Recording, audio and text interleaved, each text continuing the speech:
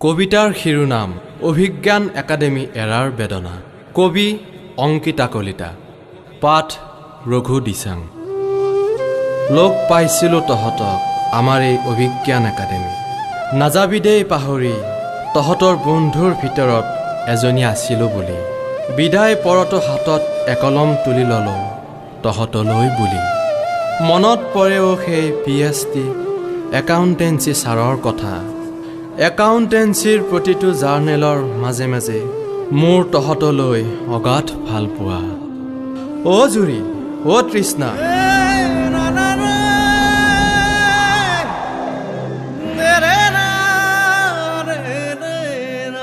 তহঁতৰ মনত পৰিবনে ক্লাছৰ টাইমত জোকাই লোৱা আৰু একাউণ্টেঞ্চি ছাৰৰ গালি খোৱা?